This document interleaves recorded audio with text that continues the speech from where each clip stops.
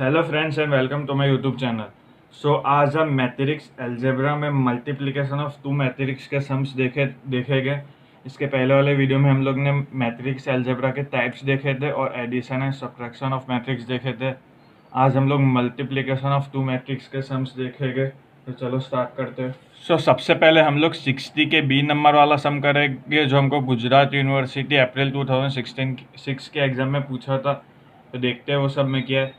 If a is equal to 3 minus 4 5 minus 2 1 2 and b is equal to minus 3 5 2 0 1 and 2, then find number 1 में क्या है 2a minus 3b dash and second में a multiply by b। ये first number वाला तो minus plus का है, जो हम लोग ने सेकंड पार्ट के वीडियो में देखा था।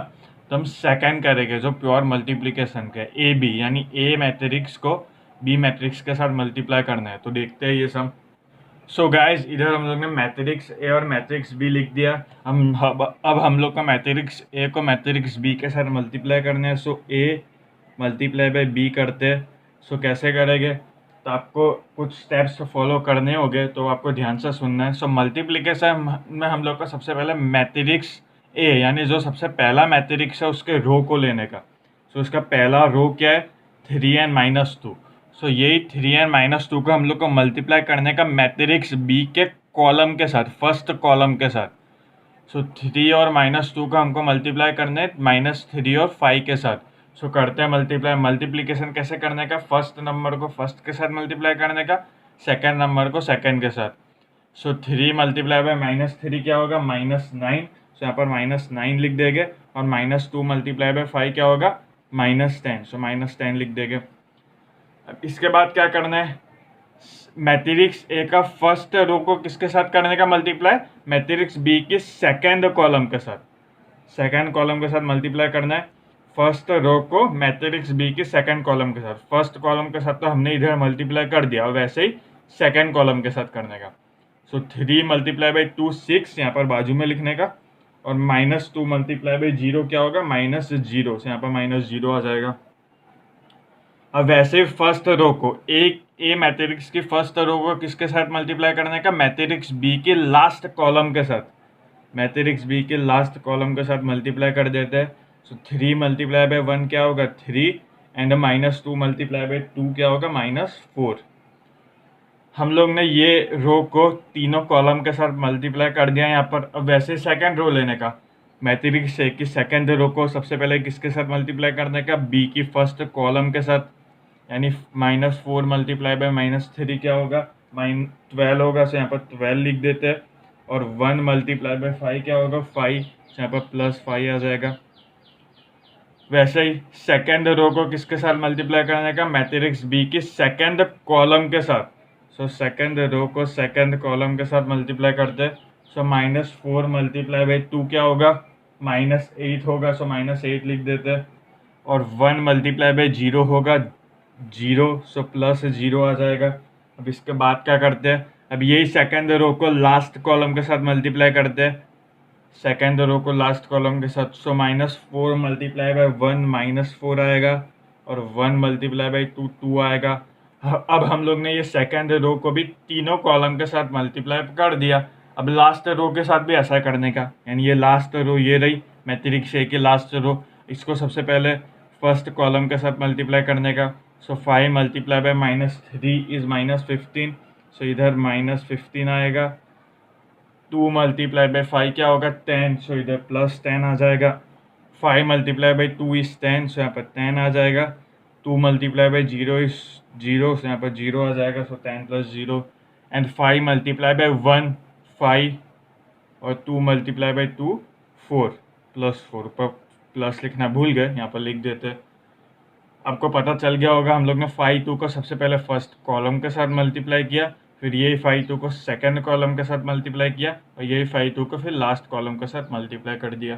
कंप्लीट। अब ए बी हम लोग को प्लस माइनस लास्ट में कर देने का। -9 and -10, what is our answer, our answer is -19। वैसे 6 - 0 6 होगा। 3 - 4 -1 होगा। 12 + 5 क्या होगा 17, यहाँ पर 17 लिख देते हैं। -8 + 0 -8 आएगा।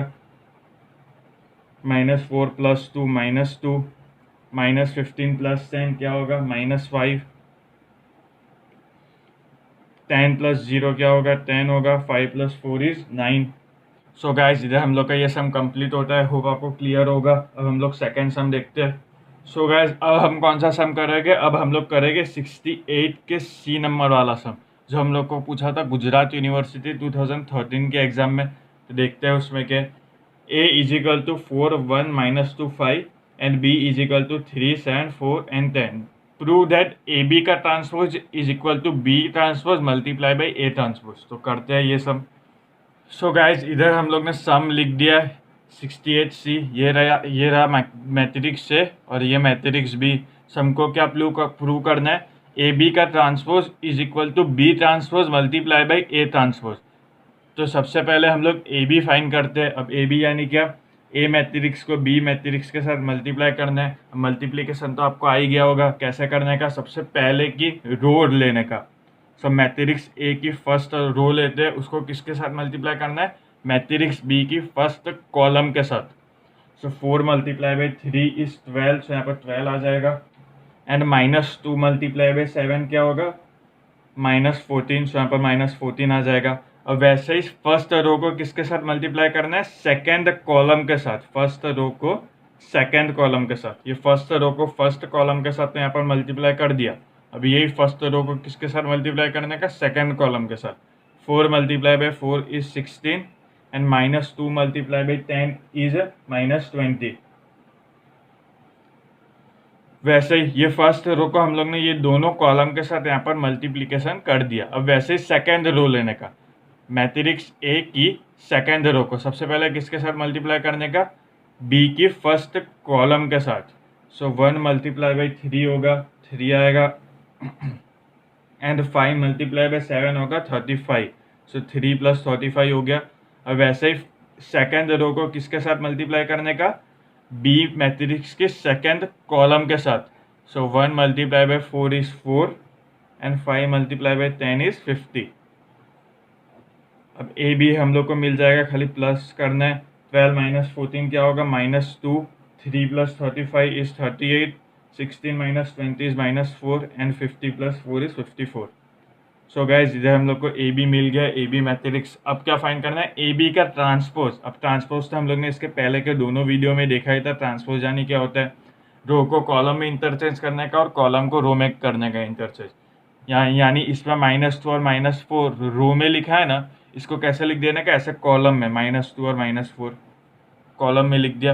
वैसे ये 38 और 54 कैसे लिखा है, रो में लिखा है, तो इसको कैसे लिख देने का, कॉलम में। 38 एंड 54 कॉलम में लिख दिया। सो गाइज इधर हम लोग को ए बी का ट्रांसपोज मिल गया। अब क्या फाइंड करना है, B transpose multiply by A transpose. तो सबसे पहले बी ट्रांसपोज फाइंड करते हैं। सो बी ट्रांसपोज फाइंड करेंगे। ट्रांसपोज यानी क्या होता है, रो को कॉलम में लिखने का और कॉलम को रो में लिखने का।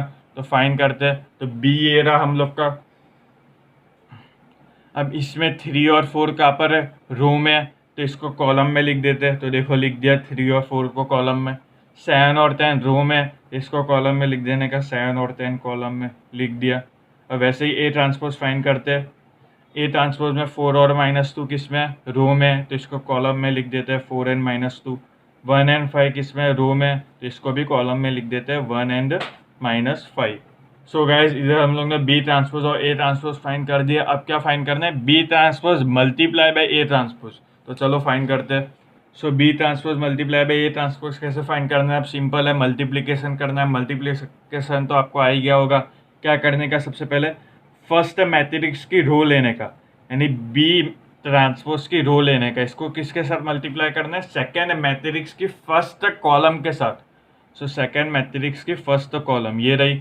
सो ये 3 और 7 को 4 और -2 के साथ मल्टीप्लाई करना है। सो 3 4 जा क्या होगा 12, 7 × -2 इज -14 कंप्लीट। अब वैसे ही बी ट्रांसपोज की फर्स्ट रो को किसके साथ मल्टीप्लाई करना है, सेकेंड मैट्रिक्स की सेकेंड कॉलम के साथ, यानी ए ट्रांसपोज की सेकेंड मैट्रिक्स के साथ। यानी 3 और 7 को हमको 1 और 5 के साथ मल्टीप्लाई करना है। सो 3 × 1 इज 3, 7 × 5 इज 35। वैसे ही ये हम लोग ने फर्स्ट रो को दोनों कॉलम के साथ मल्टीप्लाई कर दिया है यहाँ पर। और वैसे ही सेकेंड रो लेने का, फर्स्ट मैट्रिक्स की सेकेंड रो बी ट्रांसपोज की सेकेंड रो को किसके साथ मल्टीप्लाई करना है, ए ट्रांसपोज की फर्स्ट कॉलम के साथ। सो 4 multiply by 4 is 16 and 10 multiply bye -2 is -20। वैसे ही बी ट्रांसपोज की सेकेंड रो को किसके साथ मल्टीप्लाई करना है, ए ट्रांसपोज की सेकेंड कॉलम के साथ। सो करते हैं multiply. 4 multiply by 1 is 4 and 10 multiply by 5 is 50। इसका आंसर क्या आएगा, B transpose multiply by A transpose equal to 12 minus 4 is -2, 16 minus 20 is -4, 3 plus 35 is 38 and 50 plus 4 is 54। So guys ये हमको मिल गया आंसर। आप देख सकते हो कि ए बी का ट्रांसपोज का भी आंसर यही है, -2 38 -4 54। और B transpose multiply by A transpose का भी आंसर यही है, -2 38 -4 54। यानी इससे हमको क्या साबित हुआ, LHS यानी left hand side is equal to RHS right hand side. So guys ये सम हम लोग का इधर कंप्लीट होता है। होप आपको पता चला होगा। अब इसके बाद वाला सम देखते हैं। सो गाइज अब हम करेंगे 72 के ई नंबर वाला सम, जो हमको पूछा था गुजरात यूनिवर्सिटी दिसंबर 2015 के एग्जाम में। तो देखते हैं ये सम में क्या है। If x is equal to 3 4 2 and 1 and y is equal to 8 3 b and 5, then find the value of a and b such that xy is equal to yx। तो देखते हैं ये सम। सो गाइज इधर हम लोग ने सम लिख दिया। अब इधर हम लोग को x मैट्रिक्स दिया है और y मैट्रिक्स दिया है और हमको फाइंड करना है a और b की वैल्यू, और इधर xy is equal to yx है। तो ये इक्वेशन की मदद से हम लोग a और b की वैल्यू फाइंड करेंगे। अब कैसे फाइंड करेंगे, तो सबसे पहले हमको क्या करने का, एक्स वाई फाइंड करने का, यानी x को y के साथ मल्टीप्लाई करना है। तो करते हैं। तो x को y के साथ मल्टीप्लाई करना है। उसके लिए सबसे पहले x मैट्रिक्स लिखते हैं, ये रही हमारी x मैट्रिक्स, और उसके बाद y मैट्रिक्स लिख देते हैं a b 3 5। अब दोनों का मल्टीप्लिकेशन कर देते हैं। अब मल्टीप्लिकेशन तो आपको आ ही गया होगा कैसे करना है, हमने दो सम अभी किए। कैसे करना है, एक्स मैट्रिक्स की फर्स्ट रो लेने का, इसको मल्टीप्लाई करने का सबसे पहले वाई मैट्रिक्स की फर्स्ट कॉलम के साथ। So 3 multiply by A is 3a and 2 multiply by 3 is 6। So +6 हो जाएगा। अब ये एक्स मैट्रिक्स की फर्स्ट रो को किसके साथ मल्टीप्लाई करने का, वाई मैट्रिक्स की फर्स्ट कॉलम के साथ। So 3 multiply by B is 3b and 2 multiply by 5 is 10। सो +10 हो जाएगा। अब वैसे ही सेकेंड रो को, एक्स मैट्रिक्स की सेकेंड रो को किसके साथ मल्टीप्लाई करना है, वाई मैट्रिक्स की फर्स्ट कॉलम के साथ। वाई मैट्रिक्स की फर्स्ट कॉलम के साथ 4 multiply by A is 4a and 1 multiply by 3 is 3। वैसे ही सेकेंड रो को आप किसके साथ मल्टीप्लाई करना है, वाई मैट्रिक्स की सेकेंड कॉलम के साथ। सो 4 multiply by b is 4b and 1 multiply by 5 is 5। अब वैसे ये हम लोग का एक्स वाई मिल गया। अब क्या फाइंड करना है, वाई एक्स। तो वाई एक्स फाइंड कर देते हैं। सो वाई एक्स के लिए सबसे पहले वाई मैट्रिक्स लिख देते हैं। वाई मैट्रिक्स हम लोग की क्या है, A B 3 5 and X matrix है 3 2 4 एंड 1। तो वाई मल्टीप्लाई बाई एक्स करते हैं। तो सबसे पहले वाई की रो लेने का, फर्स्ट रो, इसको मल्टीप्लाई करना है एक्स की फर्स्ट कॉलम के साथ। फर्स्ट रो को फर्स्ट रो कॉलम के साथ मल्टीप्लाई करना है। So a multiply by 3 is 3a, b multiply by 4 is 4b। इसके बाद क्या है, फर्स्ट रो को वाई की सेकेंड कॉलम के साथ मल्टीप्लाई करना है। So a multiply by 2 is 2a and b multiply by 1 is b plus b। अब सेकेंड रो को, वाई मैट्रिक्स के सेकेंड रो को एक्स मैट्रिक्स की फर्स्ट कॉलम के साथ मल्टीप्लाई करना है। 3 multiply by 3 is 9, 5 multiply by 4 is 20। So 9 + 20 हो जाएगा। अब सेकेंड रो को किसके साथ मल्टीप्लाई करना है, सेकेंड कॉलम के साथ। 3 multiply by 2 is 6 and 5 multiply by 1 is 5। So guys इधर हम लोग को एक्स वाई भी मिल गया, ये रहा एक्स वाई, और वाई एक्स भी मिल गया। तो इसको साथ में लिख देते हैं, क्योंकि X Y is equal to Y X है। तो सबसे पहले एक्स वाई मैट्रिक्स लिखते हैं, यानी ये हम लोग यहाँ पर लिख देंगे। तो लिखते हैं एक्स वाई हम लोग का क्या था, 3a + 6 4a + 3 था। 3a + 6 4a + 3 और y और क्या था 3b + 10 5b 4b + 5 yx लिख देते 3a + 4b ऊपर अब हम लोग ने अभी फाइंड किया yx 9 + 20 और क्या है दूसरा 2a + b 6 + 5 ये हम लोग का इक्वेशन था। अब हम लोग को a और b की वैल्यू फाइंड करना है। अब हम लोग को पता है कि बीच में इक्वल टू की साइन है, ये रहा इक्वल टू की साइन। सो इससे क्या साबित होता है, ये और ये सेम होगा, वैसे ही ये और ये भी सेम होगा, ये और ये भी सेम होगा और ये भी सेम होगा। कैसे पता चला, क्योंकि यहाँ पर इक्वल टू की साइन है।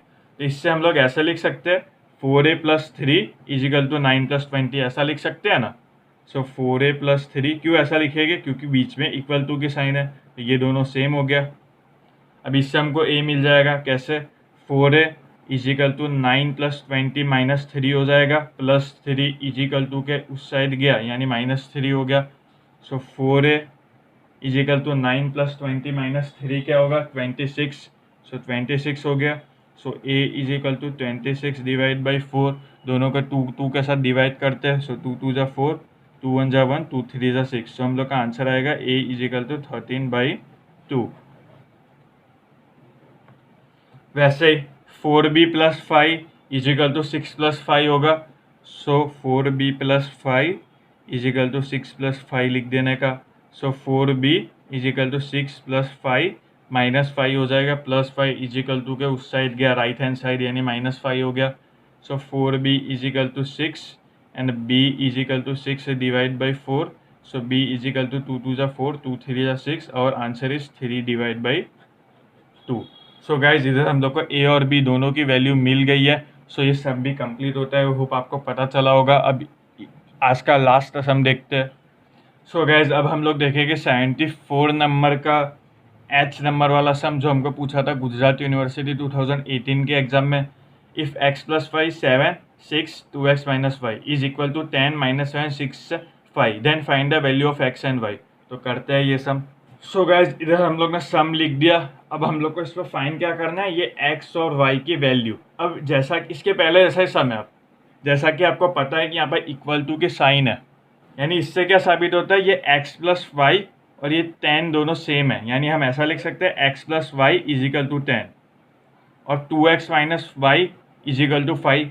सो 2x - y = 5। ऐसा क्यों किया, क्योंकि यहाँ पर बीच में इक्वल टू की साइन है। अब इसको नाम दे देते हैं, ये equation 1 and this is equation 2।